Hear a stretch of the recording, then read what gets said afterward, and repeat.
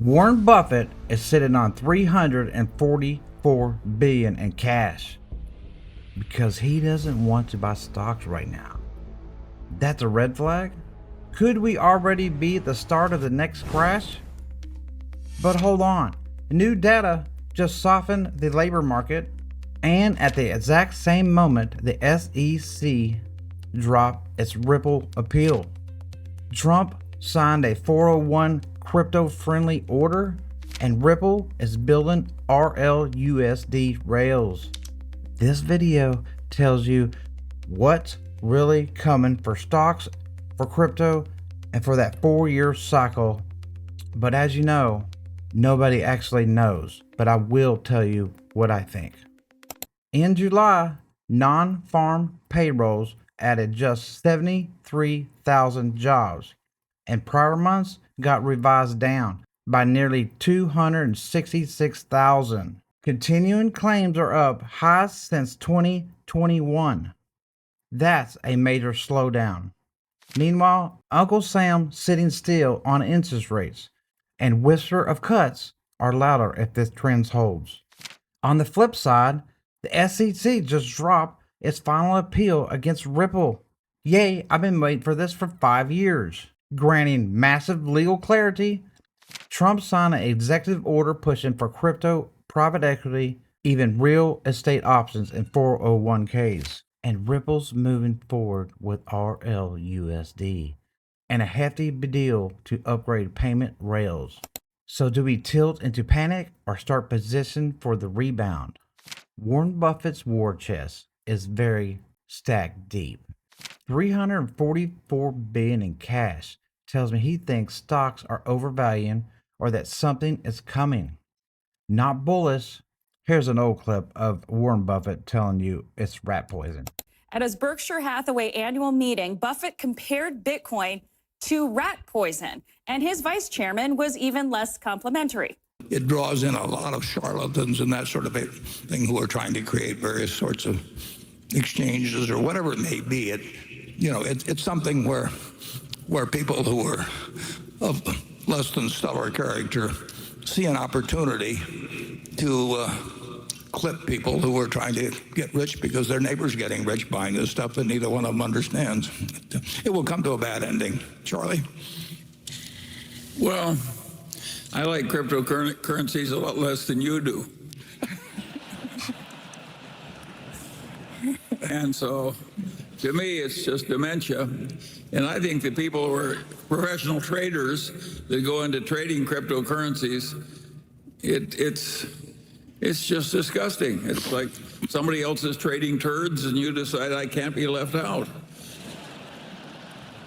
I mean, I might have been saying the same thing if I own all the world's money, but y'all messing with his money. Anyways, here's another one saying what the $344 billion is. Omaha insists he's not backing away from equities. So why all the selling and cash buildup? Buffett says it's not about being cautious with the market. It's more about waiting for the right opportunities.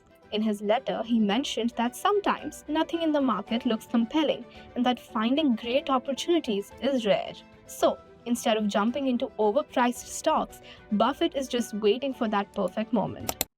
Okay. Me, I put it all in Bitcoin, Ether, and XRP and Flare, but I'm not a billionaire, so. But he's extra old, do not understand this, but also his best friend was Bill Gates, besides Charlie Munger. His other best friend was Bill Gates, and he would not invest in Nvidia back in the day, even though he's Bill Gates. And he told them to. But anyways, quick plug. If you hold crypto, you need to secure it. The old Ledger Nano S is being discontinued. They've got a 3-pack deal right now. Click my affiliate link down below. It goes straight to Ledger's website. Do not buy from Amazon. It could be a scam. They'll take all your crypto. 3-pack deal is a good deal. You can put some on DeFi. You can hold stuff for long term. And the other one, you can basically go in and out of exchanges. And also, if you get hacked or something happens, at least you have 3 different options to keep your crypto safe. So buy some Ledger wallets if you want. Just 73,000 jobs in July, negative revisions, claims ticking up, not a crash, but definite crack lines are appearing. So let's take a look at the data. As I said, 73,000 new jobs added. Only 4 other times did monthly jobs come in lower in the past 18 months, and 2 of those were the last 2 months, both adding fewer than 20,000 jobs each. We've net only 106,000 jobs these past 3 months. You again have to go back to 2010 to find a lower number. Now, we reported on the jobs numbers in both May and June, and they were much higher at the time. The Labor Department revised them down by a collective 258,000. Revisions are common. Every month of data always goes through 2 separate revisions, and those revisions are the result of more data coming in from employers and government agencies. Both the short and long-term trends, though, are not good here. The 3-month rolling average is down to 2010 levels. The longer-term 12-month moving average showing similar weakness, falling just past where it was in June of 2011. And the job market is still dominated by healthcare jobs. In 3 months, 151,000 new healthcare jobs came online. The private sector, all of it, added a net total of 155,000 jobs. So healthcare jobs are a net 97% of all jobs added. Other industries gaining were social assistance, leisure and hospitality, and local and state public safety jobs. The industries shedding jobs, well, there were a lot of them, but the biggest losers were professional and business and federal government and public education. One thing this week jobs report does is put a Federal Reserve rate cut in September back on the table. AI is coming for your jobs, by the way. If you want to hear more about AI, I will start posting videos about it. Say you want to hear more about AI, because it is taking the world. And I tell people they just don't understand what I'm trying to tell them. Same thing with cryptocurrencies back in the day. People started coming around little by little, but very few. But anyways, back into the video. Powell held rates on July 30. No highs, but he said things are slowing down. Every week data inches us closer to cuts. No change. The Federal Reserve holding rates steady in the range of 4.25% to 4.5%. But 2 Federal Reserve governors, Chris Waller and Michelle Bowman, dissenting, preferring to cut rates by 25 basis points, underscoring division within this Federal Reserve over the impact of President Trump's tariffs on inflation. SEC drops appeal. XRP gets legal clarity. Yay, I've been waiting for 4 or 5 years, however long it's been. Trump's end of year puts crypto into 401ks. Ripple's all in on RLUSD infrastructure. And Ripple's native token XRP jumped more than 5% after Ripple and the SEC informed the Second Circuit Court of Appeals yesterday that both parties were voluntarily dismissing their appeals of a 2023 ruling in the case. This ends the long legal battle that began in 2020 when the regulator filed a lawsuit against the crypto firm, alleging Ripple violated securities law through the sale of XRP. That makes me so happy. I've been waiting so long for this, and they won. Partially. XRP got clarity, but the institutional flows is a security, but that makes sense. I have a conspiracy theory about this altogether. Nobody's even talking about this at all. Talking about Trump was the current president before, and this SEC lawsuit was actually dropped by Jay Clayton. Little bitch. No. December 22nd, 2020, we were expecting the bull market to take off and send XRP to new highs.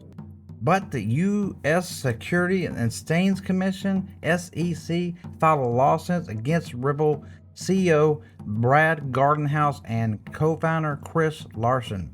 U.S. SEC, led by Chairman Jay Clayton, appointed by President Trump in 2017, that is where my conspiracy theory is. If you want to hear about it, comment down below and see if you want to hear about this, because nobody's talking about it. Obviously, there's been a lot of videos about Jay Clayton, But I have another structure, but nobody's talking about President Trump and their ties to XRP and all this stuff. So anyways, if you want to hear it, put yes, I want to hear about your conspiracy theories.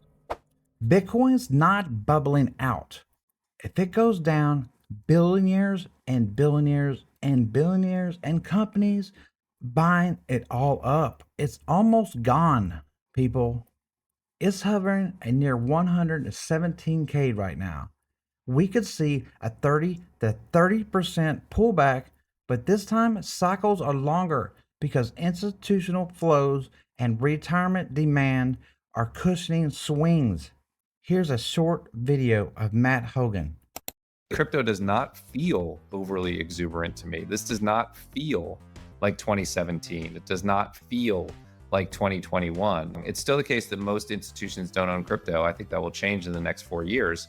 And they have a lot of money. And I've been a fan of the 4-year cycle, and you can't dispute that it's been true. The risk I see for people who feel strongly that this 4-year cycle will repeat is that they'll step out of the market, and then the market will pass them by. So I think 70% corrections are in the past. I don't think we'll see that again. The core reason I think it won't be true in 2026 has two halves. That is where I'm at.